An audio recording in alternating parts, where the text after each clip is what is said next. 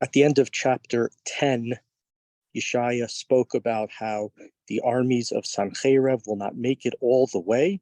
It's the beginning of a Haftorah.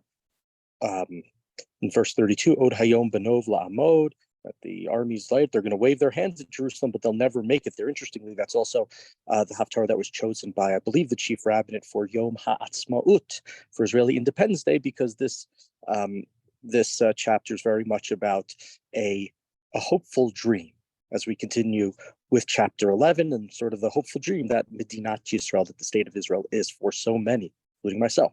So chapter 11, a shoot will grow out of the stump of Jesse, a twig shall sprout from his stock, right? There's very little remaining. There's what we've had over the last number of chapters. It's only a remnant of the past glorious empire of Bnei Yisrael and even of the tribe of Yehuda. So we have just a stump, but it's going to grow out and it's going to become great. V'nachalav ruach Adonai, and the Spirit of God will come upon it. Ruach chochma uvina ruach etzog v'ura ruach da'at v'yirat Adonai, spirit of wisdom and insight and counsel and strength and devotion and reverence for God, right? That's something that we haven't always had during this first temple period with certain kings, such as this is presumably still happening, this prophecy, during the time of King Achaz, who was a very wicked king, and prophecies have come out about his son Chizkiyahu. So is this talking about Chizkiyahu? Is this talking about the second temple period? Is this talking about a future messianic era? It's unclear, but presumably, firstly, it's talking about the next generation and Chizkiyahu. Varicho biyirat Adonai. He shall sense the truth and revere God. He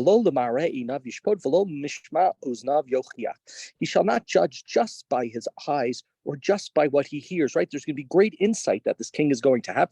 And we know going back early in the book of Shmuel that one of the roles of the king is to be a shofet, to be a judge, to read them out, lay them out in war, and to judge them properly. And of course, the second king of Israel, Shlomo, was well known for his brilliant judgment. And so here, that's another way. That's a description of things being of a kingdom that's really thriving. He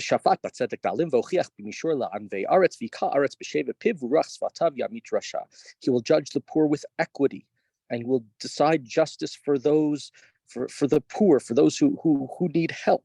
And he shall strike down the land with the rod of his mouth and slay the wicked with the breath of his lips. And what's significant about this is a couple of chapters back, we talked about the lawgivers, the ones who were writing laws and legislating to help them and the rest of nobility.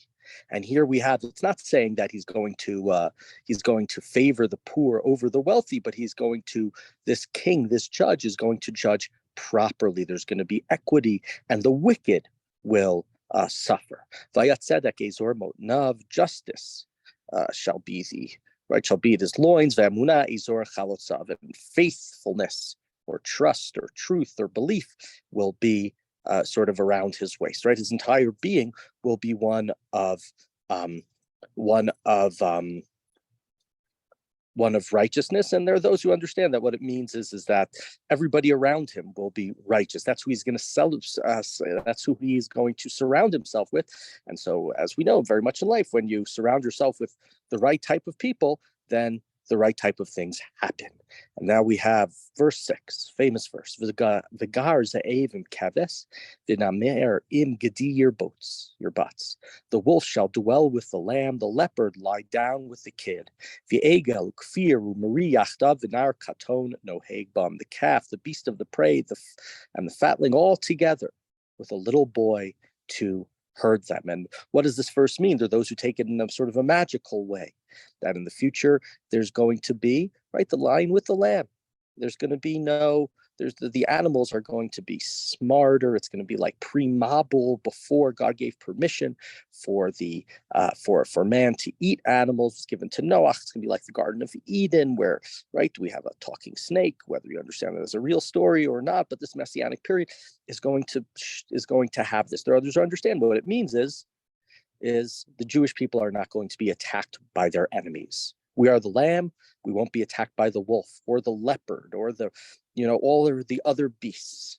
We will be fine. And, we could joke around about it, but the idea of anti-Semitism disappearing may be a greater miracle than the idea of literally a wolf lying down with a lamb, sadly. Continuing verse 7, Ufara v'dov tir'ena yachdav yirbetzu yaldehen v'aryeh k'bakar yochaltem. The cow and the bear shall graze, the young shall lie down together, the lion, the ox shall eat straw. Everybody is getting along. It's a kumbaya moment. It's a hopeful time. It's the second sort of great hopeful prophecy we've had in Yeshaya. Back in verse 2, we had the one, of course, that talked about beating their swords into plowshares. And here we have another hopeful prophecy from Yeshaya, which, of course, is mixed together with so many of the unfortunate prophecies that he's given about the destruction of the kingdom of Israel and the near destruction of the kingdom of Jerusalem. Continuing verse 8. V'shi asha yonek al chur paten v'al meurat tzfune gamul yado hada. The babe will play over a viper's hole, right? No fear of the snake. And an infant will pass its hand over the den of animals. Nobody's scared. There's no worries. Everybody's getting along. Lo yar reu velo yashchitu b'chol har kodshi ki mal'a haaretz deat Adonai kamayim liyam mechasim. In all of my sacred mountain, my har kodshi, no evil, nothing terrible will be done. The land will be filled with either the knowledge or the devotion to God, just like water covers the sea. And this verse, Kimala Haaretz De'at Hashem, that the land will be filled with devotion to God.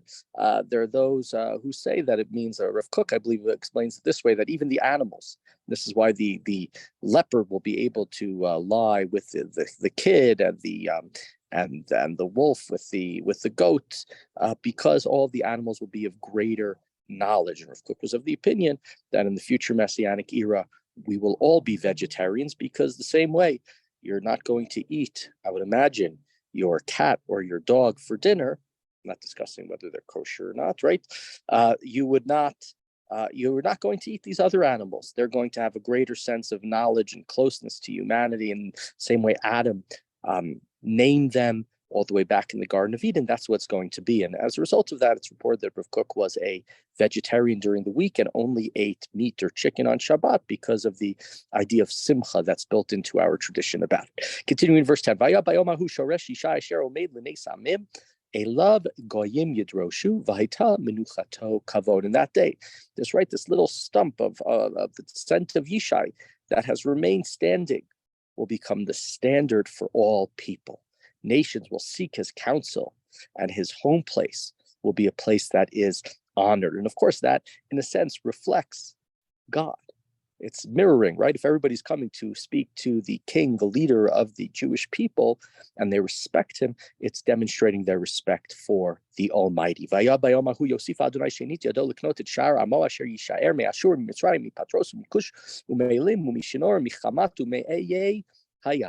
In those days, right, God will redeem people from all over, from Assyria and Egypt and Patros and Cush, Elam, Shinar, Hamat, and those in the coastlands or the islands. That's us, all the way to the islands on the other side of the ocean. God will hold up a signal to the nations and assemble his banished Israel, and gather the dispersed of Yehuda from the four corners of the earth, right? And of course, we know this phrase from regular daily Shemona Esrei about the idea of kibbutz galiot, about bringing the people back. Me'arba kanfot haaretz. V'sara kinat Ephraim v'torei Yuda yikaretu Ephraim lo yikaneh et Yuda v'Yuda lo yatzur et Ephraim. In those days, Ephraim and Yehuda are going to get along. Enough with the northern kingdom attacking the southern kingdom attacking.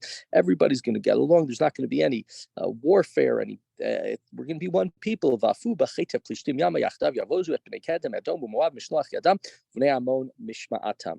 And they'll go, right. This is sort of an advance of the messianic, the lion lying with the kid or whatever.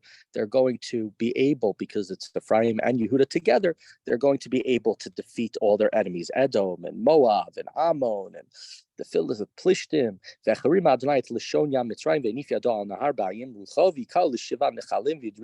God will dry up the tongue of the Egyptians and will raise his hand over the Euphrates with a strong wind and break it into 7 smaller creek so that it can be people can walk over it. And there will be sort of a highway, a road for the remnant of his people.